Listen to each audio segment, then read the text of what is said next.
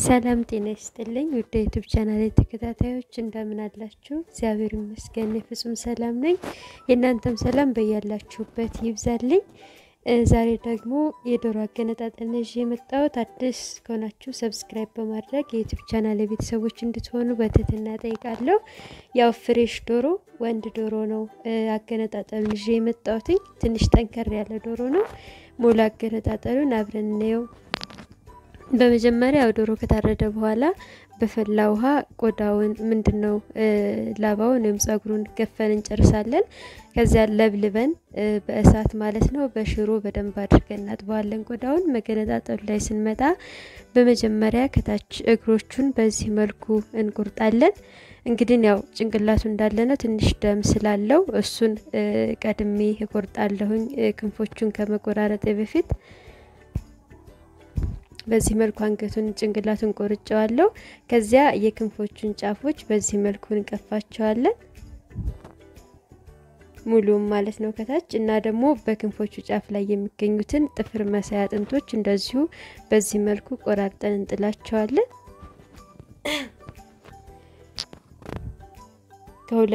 ከሁለቱም በኩል ማለት ነው። በዚህ መልኩ እንደዚህ ጫፍጫፉን የጸጉር መብቂያውን የዶሮ ጸጉር ክንፍ መብቂያውን ማለት ነው እሱን ከቆራረጥን በኋላ እንደዚህ ደግሞ ጥፍር መሳይ አጥንት ነገር ነው። ይሄን እንደዚህ ግንጥል አድርገን እናወጣዋለን።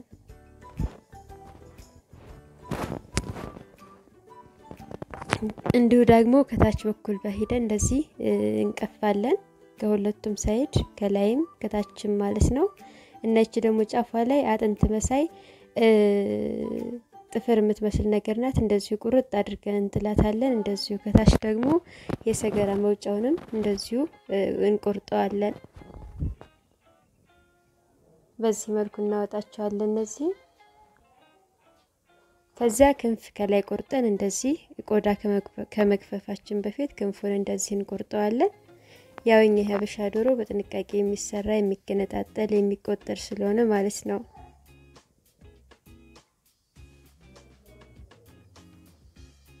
በዚህ መልኩ ክንፎቹን እናነሳለን። ክንፎቹን ካነሳን በኋላ ቀጣዩ ስራችን የሚሆነው ቆዳ መክፈፍ ነው። ቆዳው በጣም ጠንካራ ነው። እንግዲህ ያው እዩት፣ ምክንያቱም አንደኛ ፍሬሽ ዶሮ ነው፣ ሁለተኛ ደግሞ ወንድ ዶሮ ነው። ወንድ ዶሮ ሲሆን ከሴት ዶሮ በጣም የመጠንከር ባህሪ ያለው። በዚህ መልኩ ቀስ እያልን ቆዳውን ጨርሰን እንገፋዋለን እስከታች ድረስ።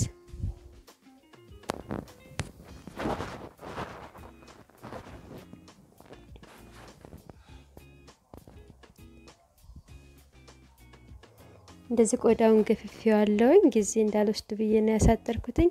ሙሉ ቆዳውን በዚህ መልኩ ገፍፌ አውጥቼዋለሁ። በቀጣይ ከታች ታፋ እንደዚህ እንገነጥልና በእጃችን ከዚያ ከመለያው ቦታ ላይ በቢላዋ ቆርጠን እናወጣዋለን እንደዚህ በዚህ መልኩ።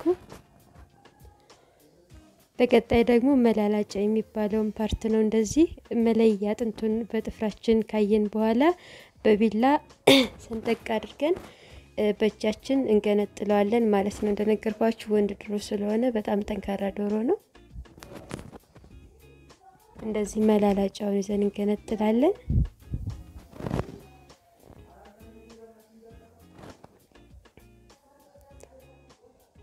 እንደዚህ መላላጫውን እናወጣለን። በመቀጠል ያው እንደዚህ ክንፍ መሳይ ያሉ ከዚህ በስተጀርባ በኩል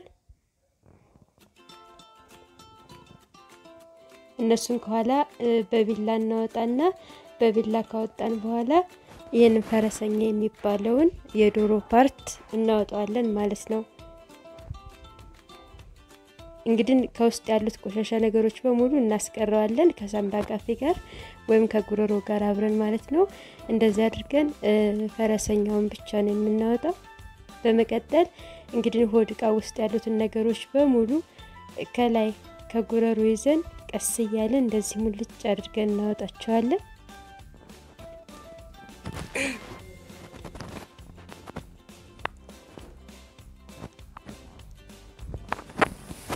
ያው ደም አለው እንደምታዩት ፍሬሽ ዶሮ ስለሆነ ነው እንግዲህ እንደዚህ ነው። እንደዚህ ቀስ እያልን ሙሉ የሆድ ዕቃውን አንድ ጋር በደንብ አድርገን ነው የምናወጣው ጠቅላላ ማለት ነው። በቢላ እየታገስኩ ነው የሰራሁት ጠንካራ ስለሆነ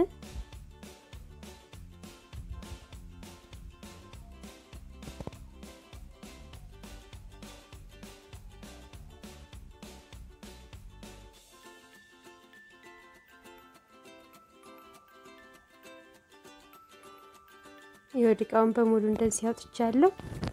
ከዛ ይሄንን እዚህ ጋር የቀረኝ እንግዲህ ጀርቤና ጉሮሮ እንዲሁም ደግሞ ሳምባ ቀፍ የሚባለው ነው። እዚህ ጋር መለያ አለው። መለያው ጋር በቢላ ስንጥቅ አድርጌ ለሁለት ቆርጠዋለሁ።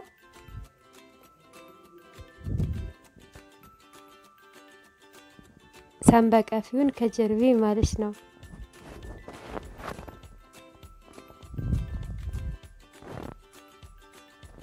በዚህ መልኩ ለየሁት።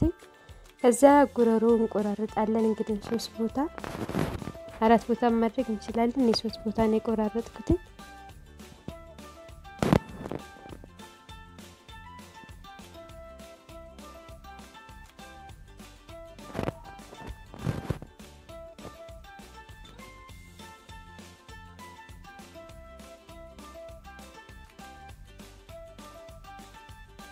እንደዚህ ትንሽ አድካሚ ነበረ። ያው ወንድ ዶሮ ሲሆን ትንሽ ለየት ይላል ጥንካሬው።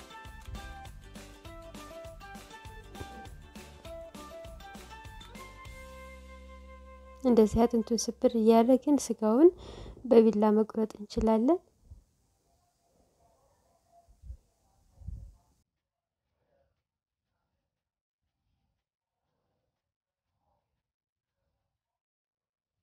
እንደዚህ አድርገን ማለት ነው። ይሄው ጉሮሮን በዚህ መልኩ ቆራርጬዋለሁኝ። ቀጣይ እዚህ ጋር ሳምባ ቀፊው ውስጡ ሳምባ አለ። እነሱን በደንብ አድርገን እናወጣቸዋለን እና በመቀጠል ደግሞ አጥንቶቹን ስብር እያደረግን እየመዘዝን ከስጋው ውስጥ አጥንቶቹን በዚህ መልኩ እያወጣን እንጥላቸዋለን።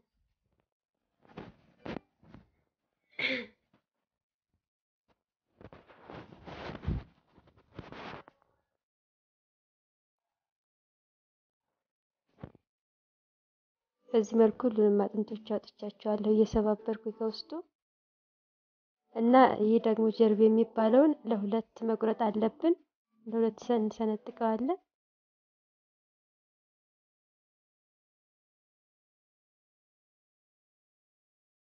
እንደዚህ ለሁለት እኩል ስንጥቅ እናደርገዋለን። ውስጥ ያሉትን ቆሻሻዎች አሁን በተወሰነ መልኩ አጥቻለሁ።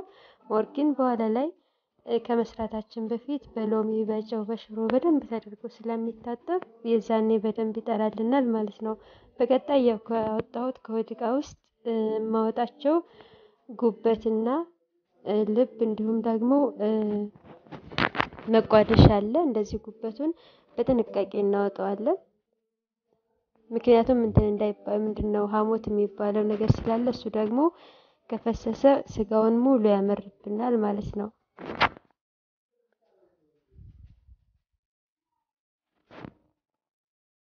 እንደዚህ ቀስ ብለን እንለያታለን እንዳትፈስብን ሐሞቷ እቺ ጥቁሯ።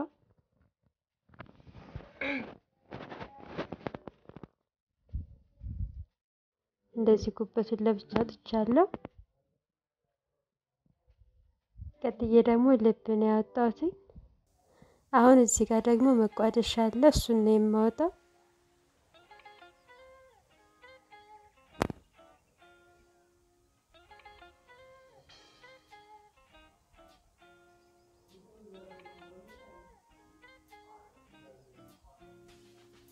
እንደዚህ እነዚህ እንግዲህ በሙሉ ቆሻሻ ናቸው ጥላቸዋለሁ።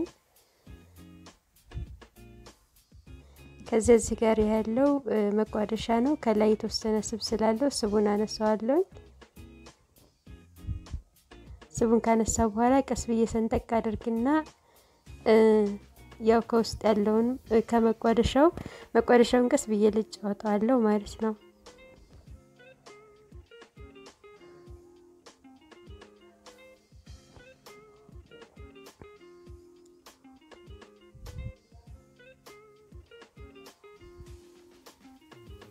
በዚህ መልኩ አውጥቻለሁ መቋደሻውን።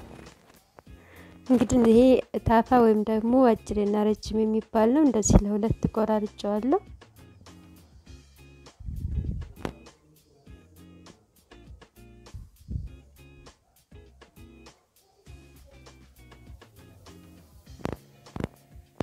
በዚህ መልኩ ለሁለት ከቆረጥኩ በኋላ ዶሮን ስንሰራ ቁሌቱ ወደ ውስጥ እንዲገባልን እንደ ሰንጠቅ ሰንጠቅ እናድርገዋለን። ኦሬዲ የቁሌቱ ጣዕም ስጋው ውስጥ ስለሚገባ በደንብ ይጥምልናል ማለት ነው።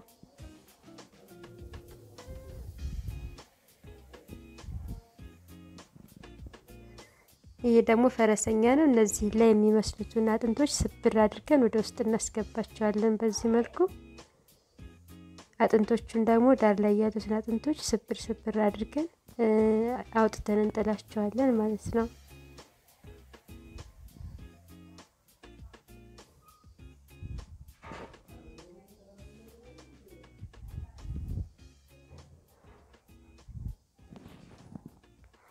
እንደ ሰንጠቅ ሰንጠቅ ማድረጋችን ያው እንደነገርኳችሁ ፍሬሽ ዶሮ ስለሆነ ቶሎ አይበስልም።